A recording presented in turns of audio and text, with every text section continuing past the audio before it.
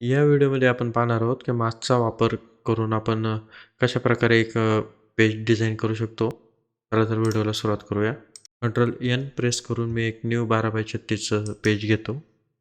Height 12, width 36, resolution आपण page डीमध्ये design करणार आहोत म्हणून 250 वापरणार आहोत आणि क्रिएट हे एक मी न्यू पेज तयार करून घेतलेलं आहे.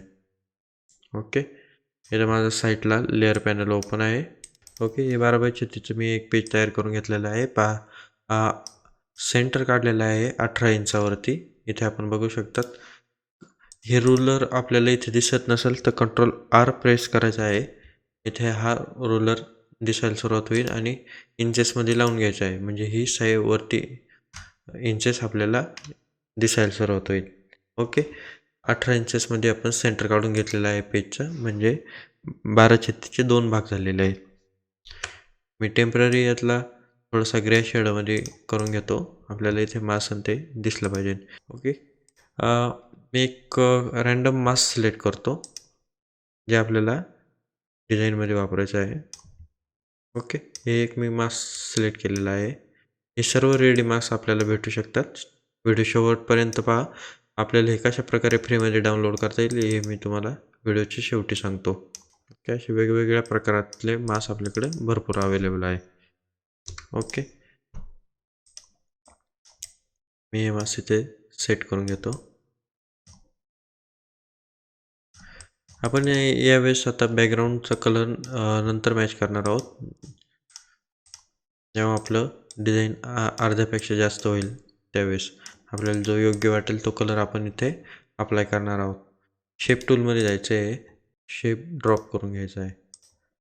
ओके, एक मी स्क्वेअर शेप तयार करून घेतलेला आहे फ्रेमसाठी. त्याला एफेक्ट्समध्ये जाऊन लेअर पॅनलमध्ये एफेक्ट्समध्ये जायचं आहे आणि स्ट्रोक तयार करायचा आहे. स्ट्रोक किती द्यायचा आहे तर 5 ते 10 10 ते 12च्या दरम्यान आपल्याला इथे स्ट्रोक द्यायचा आहे. आपल्याला योग्य वाटेल त्या प्रमाणामध्ये आपण इथे स्ट्रोक देऊ शकतो. इनसाईड आउटसाईड कोणत्या प्रकारामध्ये आपण ठेवायचं ते आपल्या मनावर राहिलं. आपण इथे इनसाईड करू राहिलो. ओके, किंवा आउटसाईड करू थोडंसा राऊंड कॉर्नर येतील म्हणून अशा प्रकारे राऊंड इथे कॉर्नर दिसतील. ओके, 10%मध्ये पेक्स मी 10 ठेवतो आणि हा आपला एक रेग्युलर एक फ्रेम पण तयार झालेली आहे. ओके, इथपर्यंत क्लिअर. या फ्रेमचे मी 3 लेअर काढून घेतो कंट्रोल जेनी. तिन्ही लेअर सिलेक्ट करून इथे सेट करून घेतलं आहे. ओके, इथपर्यंत क्लिअर. आपण एक क्लिप पेनजी मास्क वापरला आहे आणि इथे शेप टूलचा वापर करून ह्या 3 फ्रेम ड्रॉप केल्यात. आता इथे आपल्याला फोटो फिल करायचा आहे ह्या शेपमध्ये. तर माझ्याकडे काही सॅम्पल फोटो आहे. मी त्यामधून कोणता पण आपण सॅम्पल फोटो आपल्याला पाहिजे तसा आपण वापरू शकतो. ओके, क्लोजअप पण ॲड करून हाफ मिक्सिंग आणि हाफ प्रोग्राम असं मॅनेज करू शकतो आहे. ओके, मी इथे हा क्लोजअप इथे ॲड करून देतो.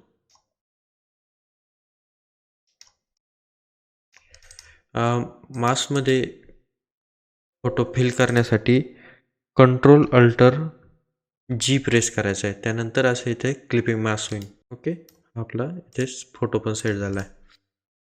कंट्रोल जेने ह्या लेअरचा आपण एक डुप्लिकेट करून घेतलेला आहे फ्रेमचा आणि त्याला स्क्वेअर साईज दिलेली आहे. आणि इथे 2 आपण अशा प्रकारे फ्रेम ड्रॉप केलेले आहे. जे ह्या आपल्या इथे छोट्या छोट्या 2 फ्रेम पण तयार झाले. आता मी ह्या फ्रेम सेट करून घेतो व्यवस्थित. ओके, लेअर पॅनलवरती जायचं आहे आणि एक ब्लँक लेअर अशी तयार करून घ्यायची. या प्रकारे लेअर 1मध्ये आपण बघू शकता. मी थंबनेल लार्ज करतो. ओके, इथे आपल्याला अशी एक ब्लँक लेअर तयार करून घ्यायची आहे. सिलेक्शन टूलमध्ये जायचं आहे. रेक्टँग्युलर टूल सिलेक्ट करायचं आहे. फेदर 0 राहून द्यायचं आहे आणि एक अशी स्क्वेअर सिलेक्शन करून घ्यायचं आहे. ओके, एडिटमध्ये जायचं आहे. स्ट्रोकवरती क्लिक करायचं आहे आणि इथे आपल्याला हे जो सिलेक्शन केलं आहे याला आउटलाईन स्ट्रोक तयार करायचा आहे. आपण तो ब्लॅक करू शकतो, व्हाईट करू शकतो. आपल्याला योग्य वाटेल त्या प्रकारामध्ये आपण तो तयार करू शकतो आणि त्याला 10 पेक्स ठेवू. हा 10 पेक्सचा आपण एक स्ट्रोक तयार करून घेतला आहे. आणि हा स्ट्रोक आपण इथे या ज्या फ्रेम तयार केल्या आहे याच्या साईडला आपण अशा प्रकारे इथे वापरू शकतो. ओके, लक्षात. याचा आपल्याला वाटलंच कलर बदलायचा तर कंट्रोल U ने आपण इथे कलर पण चेंज करू शकतो. ओके, इथपर्यंत आपलं पेज डिझाईन झालेलं आहे. आता आपल्याला इथे बॅकग्राऊंड कलर फिल करायचा आहे. व्हाईट पण व्यवस्थित वाटतोय डार्क ग्रेपेक्षा, तर आपण आधी जो स्ट्रोक बनवला होता त्याला ब्लॅक करून घेऊ. ओके, आणि ह्या फ्रेमला जे स्ट्रोक वापरले आपण तर ते सर्व आपल्याला ब्लॅक करावे लागतील. ओके, एकावरती स्ट्रोक ब्लॅक केला त्यानंतर आपण कॉपी लेयर स्टाईल करायचं आहे आणि बाकीचे सर्व लेयर सिलेक्ट करून पेस्ट लेयर स्टाईलवरती क्लिक करायचं आहे. ओके, सर्व लेयर व्हाईट स्ट्रोकमध्ये तयार झालेला आहे. इथे पण तसंच करायचं आहे, पेस्ट लेयर स्टाईल सिलेक्ट करून. ओके, इथपर्यंत क्लिअर. आता आपण इथे ह्या छोट्या छोट्या फ्रेममध्ये 2 फोटो अप्लाय करू म्हणजे आपल्याला आणखीन स्पष्ट दिसेल की आपण काय करू राहिलो. मी कन्यादानाच्या थीममधले काही फोटो आपण तिथे ॲड करून देऊ. आपण पेज डिझाईन अशा प्रकारे तयार करतो की ते आपल्याला कुठे पण वापरता येईल. आपण कन्यादानामध्ये वापरू शकतो किंवा रेग्युलर फंक्शनच्या जे प्रोग्रामचे फोटो असतात त्याच्यात पण वापरू शकतो. ओके, अशा प्रकारे सेट करून घेतो फोटो. जो आपण ब्लॅकचा स्ट्रोक दिलता तो पण आपण इथे पाहू शकतो अशा प्रकारे.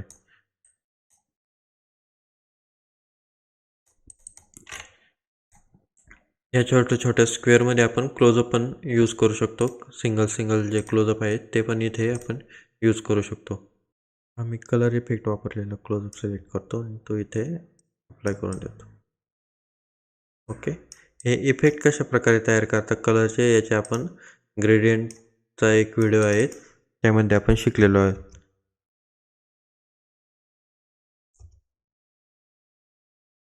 ओके, आपल्याला तो आधी आपण मास्क अप्लाय केला तर तो डिस्टर्ब करतो म्हणून आपण त्याचा लेअर हाईड केला आहे तात्पुरता. पहिला हा फोटो सेट करू.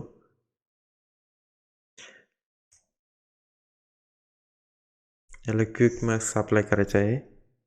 अल्टर बॅकफेसने फोटो हाईड केला, ब्रश घेतला, ब्रशमध्ये व्हाईट कलर घेतलेला आहे आणि आपल्याला जेवढा पाहिजे तेवढा आपण फोटो इथे विजिबल करणार आहोत. ऑपॅसिटी 100%.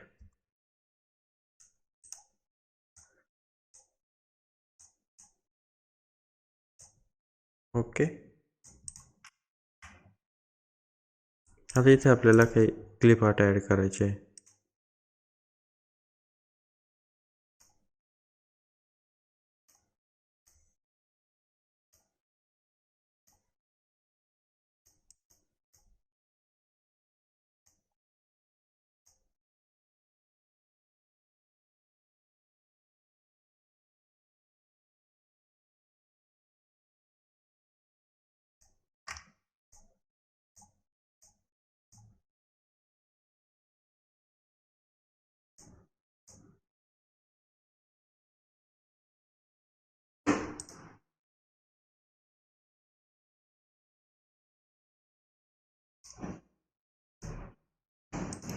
आपण इमेज ब्लॅक करून घेतलेला आहे, ब्लॅक अँड व्हाईट, त्याच्यामुळे थोडासा आपल्याला वेगळा लुक भेटतोय.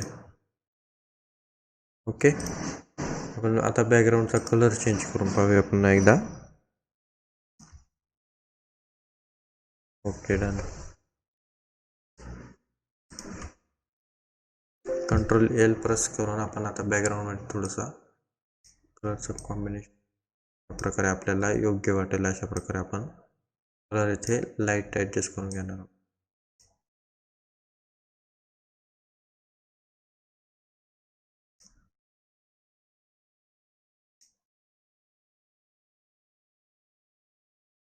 Okay, done. ओके, इथपर्यंत क्लिअर.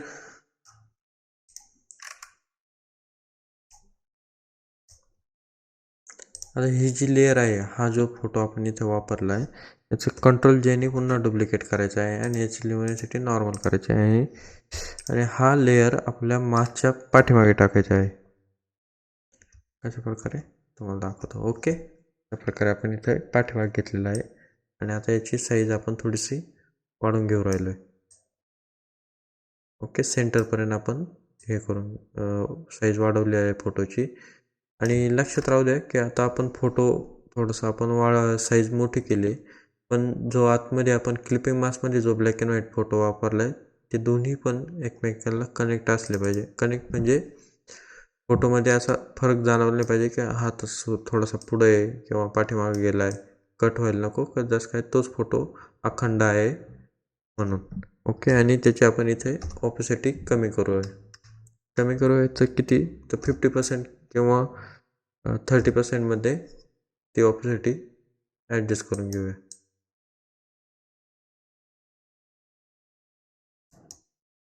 ओके, त्याला पुन्हा ल्युमिनोसिटी कलर अप्लाय करूया.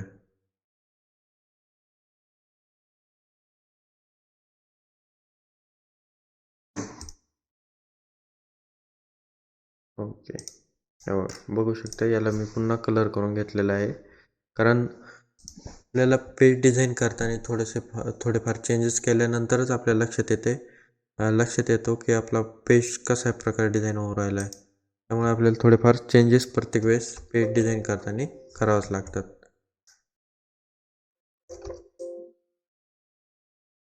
इथे आपल्याला कट दिसत होता अशा प्रकारे, डायरेक्ट कट टू कट, तर आपण तो पण भाग आपण मर्ज केलेला आहे. असा बॅकग्राऊंडमध्ये थोडाफार मर्ज करून घ्यायचा आहे, जेणेकरून जास्त कट टू कट फोटो दिसणार नाही. या फोटोमध्ये पण आपण सेम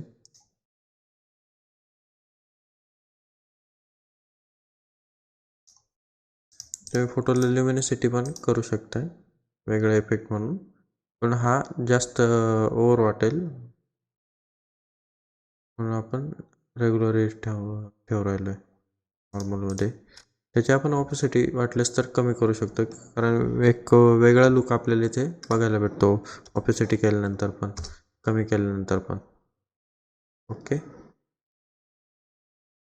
आणि ज्यावेळेस असे ओव्हर इफेक्ट वाटत असेल त्यावेळेस काय करायचं आहे, कंट्रोल जेने पुन्हा डुप्लिकेट लेअर करायचे आहे, आणि खालची जी त्या फोटोची जी दुसरी लेअर आहे आधीची, तिला रेस्टराइज लेअर करून घ्यायचं आहे.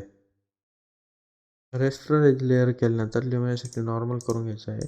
एक 50%चा आपण इथे ऑपोसिटी 50 ते 40% ॲडजस्ट केलेले आहे. ओके, हा एक वेगळा इफेक्ट आपल्याला इथे फोटोमध्ये पण दिसू राहिला आहे, ल्युमिनोसिटी पण आहे, थोडा कलर पण आहे.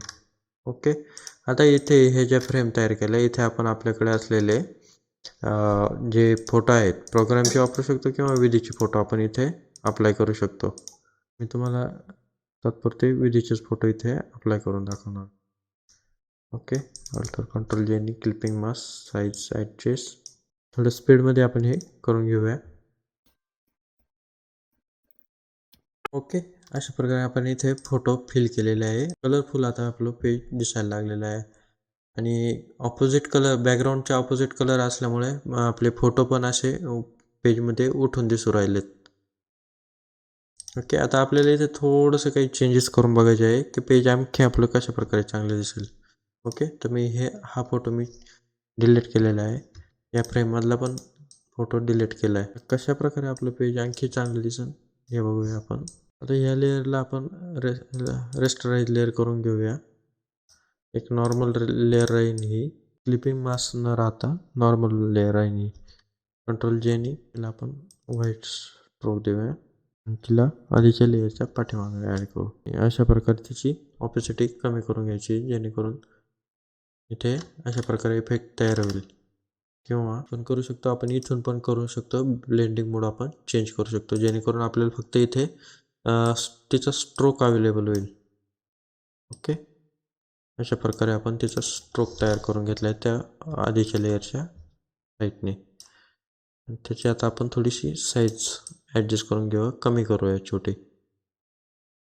ओके, फोटो पण आपण थोडासा ॲडजस्ट करूया, इकडे बॅकला सरकून घेऊ थोडासा.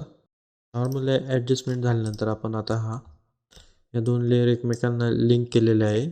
इथे बघू शकता आपण लिंकचा ऑप्शन येतो, इथून आपण 2 लेअर सिलेक्ट करून 2पेक्षा जास्त लेअर पण सिलेक्ट करून लिंक करू शकतो, जेणेकरून लिंक झाल्यानंतर त्या दोन्ही पण त्यांची साईज ॲडजस्टमेंट होताना सारख्याच प्रमाणात दोन्ही पण साईज ॲडजस्ट होत्या. ओके. आपल्याला पाहिजे तसे आपण कमी जास्त करू शकतो. ओके. मी इथं आता हे करून घेतलं आहे.